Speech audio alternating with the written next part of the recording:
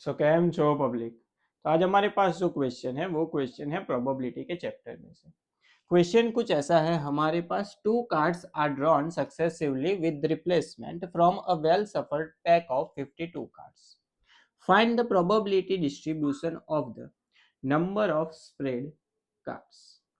यानी कि 52 कार्ड हमारे पास टोटल है, उसमें से रैंडमली हम कोई भी टू कार्ड क्या करते हैं, सिलेक्ट करते हैं।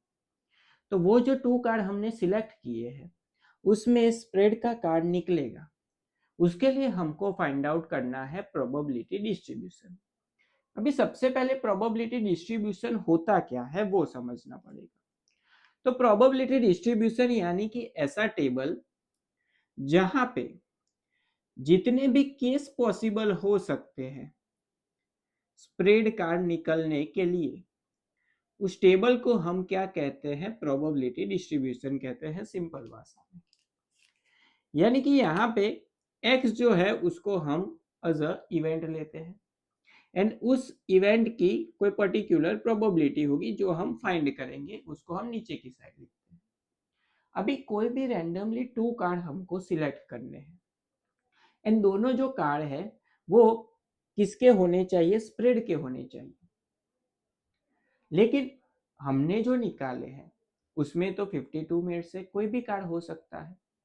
तो ऐसा भी हो सकता है कि हमने जो दो कार्ड निकाले उसमें से एक भी कार्ड स्प्रेड कार्ड ना हो, यानी कि x की वैल्यू सबसे पहले कौन सी होगी, जीरो। यानी कि जीरो स्प्रेड की प्रोबेबिलिटी कितनी वो हम यहाँ पे लिखेंगे।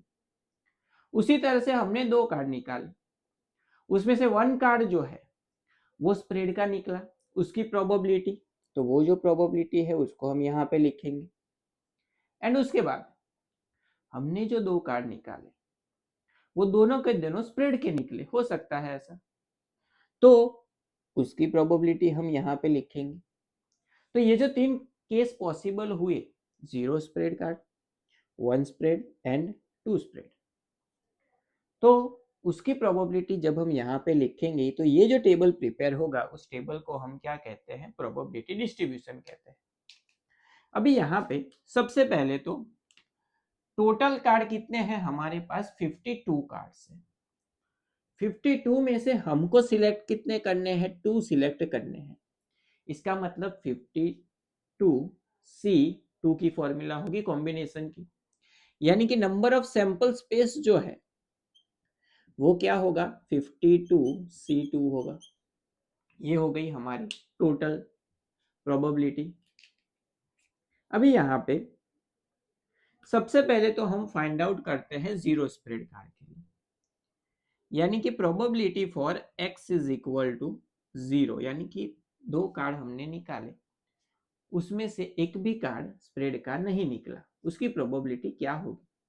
अभी स्प्रेड का नहीं निकला तो स्प्रेड के कितने कार्ड होते हैं टोटल 52 में से, तो स्प्रेड के होते हैं 13 कार्ड, यानी कि बाकी के जो बच्चे 39 वो क्या होंगे, अदर कार्ड्स होंगे। तो जीरो स्प्रेड यानी कि अदर कार्ड में से कोई भी टू कार्ड हम सिलेक्ट करेंगे, यानी कि वहां पे फेवरेबल आउटकम आएंगे 39C2। डिवीजन में टोटल आउटकम कितने हैं, 52C2। यहाँ पे कॉम्बिनेशन की फॉर्मूला पता होनी चाहिए। सो उसकी फॉर्मूला है NCR that is equal to n factorial upon r factorial into n minus r factorial, ये उसकी फॉर्मूला है। यहाँ पे फॉर्मूला अप्लाई करें तो हमको वैल्यू क्या मिलेगी, तो यहाँ पे हमको मिलेगा 39 factorial upon 2 factorial into 39 minus 2 क्या होगा, 37 फैक्टोरियल। डिवीजन में 52C2 यानी कि 52 फैक्टोरियल अपॉन 2 फैक्टोरियल, 52 माइनस 2 क्या होगा, 50 फैक्टोरियल। इसका सिंप्लीफिकेशन करें तो कुछ ऐसा होगा, 39 into 38 into 37 factorial upon 2 into 1 into 37 factorial. Division में यहाँ पे 52 into 51 into 50 factorial upon 2 factorial यानी कि 2 इंटू 1 इंटू 50 फैक्टोरियल। वैल्यूज जो है उसको कैंसिल आउट करते हैं। तो सबसे पहले 37 फैक्टोरियल कैंसिल होगा। यहाँ पे 50 फैक्टोरियल कैंसिल होगा। अब दोनों के डिवीजन में 2 है तो वो भी कैंसिल आउट हो जाएगा। यहाँ पे 39 जो है उसको 13 से डिवाइड करें तो क्या मिलेगा 3, इसको 13 से डिवाइड करें तो क्या मिलेगा 4। अभी इन दोनों को 2 से डिवाइड कर सकते हैं, तो इसको 2 से डिवाइड करेंगे तो क्या मिलेगा 2, इसको 2 से डिवाइड करेंगे तो क्या मिलेगा 19। 3 जो है वो कैंसिल आउट हो सकता है, यहाँ पे 17 3 जा 51। तो ऊपर क्या बचा हमारे पास, तो ऊपर बचा हमारे पास 19।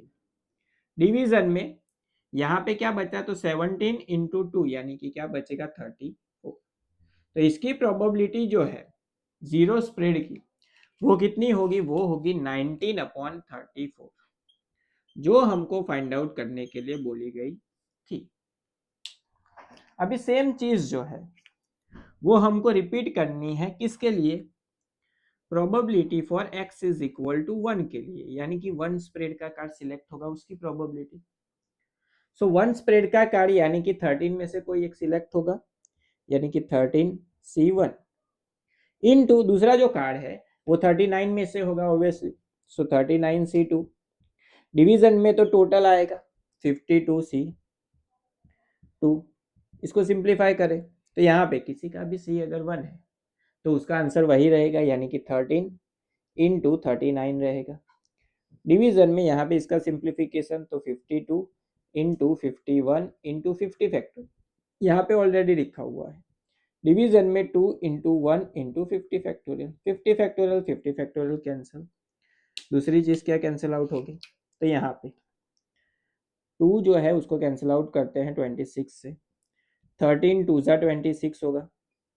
यहाँ पे इन दोनों को हम डिवाइड कर सकते हैं, इसको 3 से डिवाइड करें तो क्या मिलेगा 17 मिलेगा, इसको 3 से डिवाइड करें तो क्या मिलेगा 13 मिलेगा। तो ऊपर क्या बचा 13 बचा, एंड डिवीजन में यहाँ पे 17 2 जा 34 बचा। तो ये जो है वो हो गया हमारा आंसर फॉर 1 स्प्रेड का 13/34। उसके बाद दोनों के दोनों कार्ड जो है वो किसके होंगे, स्प्रेड के होंगे, उसकी प्रोबेबिलिटी क्या होगी। तो यहाँ पे probability for x is equal to 2, दोनों स्प्रेड के कार्ड होंगे तो स्प्रेड के टोटल कितने हैं 13, सो 13 में से 2 सिलेक्ट होंगे तो 13C2। डिवीजन में टोटल आएगा 52C2। इसको सिंप्लीफाई करें तो 13 factorial upon 2 factorial into 13 minus 2 यानी कि 11 फैक्टोरियल। डिवीजन में इसका simplification 52 factorial upon 2 factorial into 52 minus 2 यानी कि 50 फैक्टोरियल। इसको कैलकुलेट करें तो ऊपर मिलेगा 13 into 12 into 11 factorial upon 2 into 1 into 11 factorial. Division में इसकी value 52 into 51 into 50 factorial upon 2 into 1 into 50 factorial. 50 factorial cancel, 11 factorial cancel, दोनों के डिवीजन में से 2 2 कैंसिल। 13 फोर्जा जो है वो क्या होता है 52, 4 से इसको कैंसिल आउट करें तो क्या मिलेगा 3, एंड 3 इंटू 17 क्या होता है 51।